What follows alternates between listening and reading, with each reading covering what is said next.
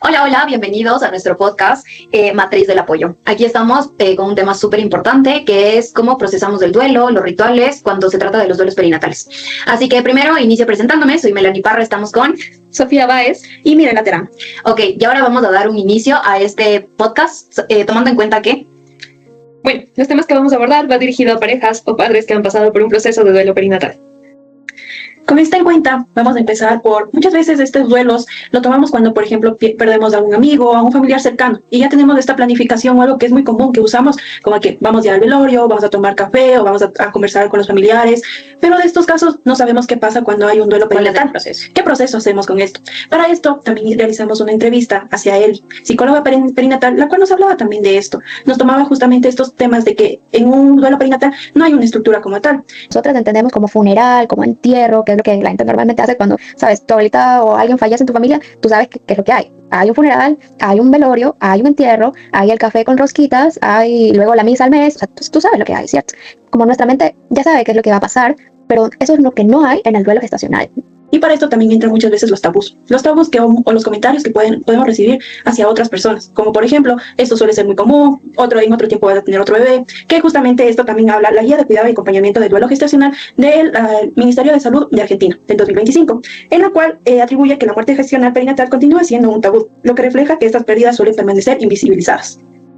Qué genial, Miri, muchas gracias por esta parte. Y sí, justo con un poco lo que nos comentaba Eli, decíamos que tal vez uno cuando ya tiene estas muertes, que son como esperables cuando ya alguien es un adulto mayor, pero si bien tenemos esta idea nosotros como personas, no sabemos qué hacer cuando tenemos un duelo, una muerte perinatal, o neonatal incluso.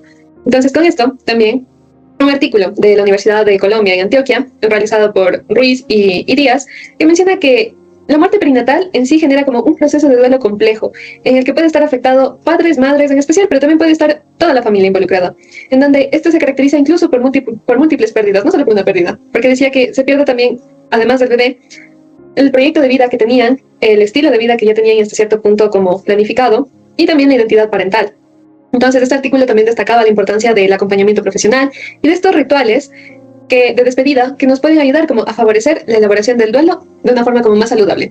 Sí, de igual forma es importante mencionar que dentro de estas entrevistas que tuvimos con nuestras dos psicólogas perinatales, que fue tanto con Eli que como con Vero, nos hablaban sobre que el duelo no se supera, no es algo que se supera, no es algo que se olvida, sino que se transforma. Y la nueva forma en la que nosotros nos vinculamos con ese bebé que se acabó de perder. De revinculación, es decir, que nos vinculamos con el bebé de una manera distinta, con mi hijo de manera distinta. Ahí viene el proceso de los rituales, en la revinculación, es decir, yo te amo ahora o nos amamos desde un lugar distinto. Para esto es igual muy importante que dentro de una de las guías que se ha propuesto por la Fundación Nicolás en el 2023, nos mencionaba que este proceso de duelo, este proceso de resignificación debe ser humana, respetuosa con las familias, para que esto se pueda procesar de una mejor manera. Sí, Pami, y justo con esto que mencionas justo ahorita, de cómo este vínculo que tiene una madre o también un padre con su bebé que falleció, muchas veces nosotros lo vemos, o hay este mito un poco con lo que decía Mire, de que se puede ya eliminar ese vínculo y ya no hay vínculo. Pero no, algo importante que sí, justo nos comentaban las psicólogas perinatales que entrevistamos, es que no, este vínculo lo podemos transmutar, lo podemos resignificar incluso, hacia no solo verlo como un vínculo desde el lado físico, sino también desde otro lado, en donde yo pueda seguir conservando este vínculo con mi bebé que ya falleció. Y justo tomando esto también en cuenta, algo que también hablaban y que era muy interesante tomar en cuenta, es justamente esta revinculación, en donde justamente ya entran los rituales, que también un tema que también fue hablado, que estos rituales no tienen que ser específicamente en el momento que tenemos una pérdida gestacional. Rituales no es que se hacen solamente cuando el bebé fallece en el acto, sino rituales o actos simbólicos se hacen cuando son necesarios emocionalmente, al año, a los 2 años, en el día de la madre, en el día del niño, en Navidad, cuando la mamá siente que necesita hacer algo para honrar a su bebé, lo puede hacer. Sí, igual es súper importante, como mencionaba Mire, que no es como una única forma de tener un ritual, una única forma de vivir un duelo, sino hay distintas. Entonces, igual los rituales como se pueden acoplar a cada persona, a cada familia, a cada madre, a cada padre, ya que cada uno tiene una cultura distinta, una forma de ver distinta al mundo. Entonces, es muy importante tomar en cuenta como estos aspectos culturales y propios de cada persona.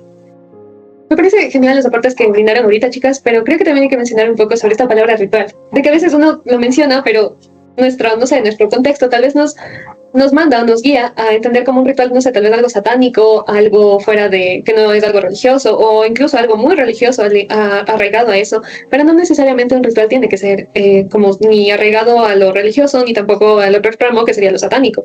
Entonces, una vez como que aclaramos esto, creo que es importante también como continuar hablando un poco más sobre esto de las políticas, porque claro, asimismo, siento que esta parte está muy vinculada. Sí, así es, Sofi. Justo con eso quería mencionar que felizmente tuvimos esta oportunidad de realizar la entrevista a estas dos psicólogas perinatales. Las dos son de Ecuador, sin embargo, una está trabajando en Estados Unidos y otra aquí, y podemos ver cómo las políticas van cambiando. Eli nos comentaba sobre cómo se vive el duelo o cómo trabajan el duelo en cada una de las clínicas o hospitales en Estados Unidos, mientras que Vero hablaba sobre cómo hace falta una política o una ley que hable sobre esta situación dentro del país. Cómo se vive la ritualización dentro de otros espacios.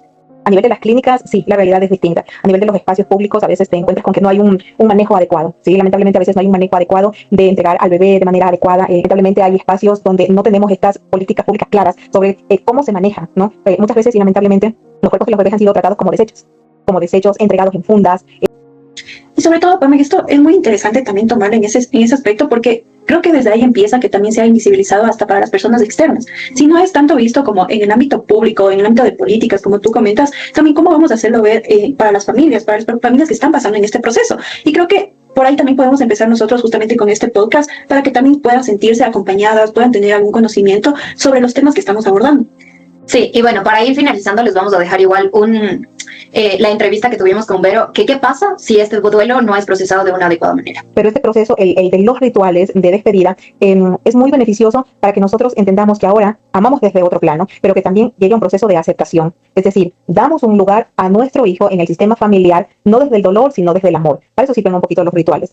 Vero nos da una guía bastante clara que dice que, ¿qué pasa? Nosotros preguntábamos con las familias que no tienen tal vez la posibilidad o hasta cierto punto los recursos dentro de nuestro contexto ecuatoriano de hacer como estos rituales dentro de un hospital o de una clínica, a veces por falta de recursos, incluso por el tiempo en el que se da y muchas veces por el mal manejo de los profesionales. Y Vero nos comentaba lo siguiente. Lamentablemente se va creando esto del trauma, ¿no? Un trastorno de estrés postraumático. Lamentablemente cuando no se ha integrado el sentimiento de la pérdida, se lo he evidenciado, se lo he hecho real, se va creando a nivel de los padres, madres, de la familia, de la sociedad. Ustedes saben que el duelo perinatal es un duelo no permitido, no autorizado, un duelo silenciado, un duelo del que no te permiten hablar porque, bueno, después van a poder ser padres. O sea, siempre se está como normalizando, ¿sí? Es decir, como no hay un cuerpo, no existió. ¿Cierto? Eso es lo que la sociedad te dice. Espero que con la información que acabamos de recaudar a través de las entrevistas y ciertas investigaciones que pudimos hacer y la propia información que hemos ido obteniendo a lo largo de nuestra carrera sea de mucha importancia y les sirva mucho a ustedes. Hasta una próxima. Gracias.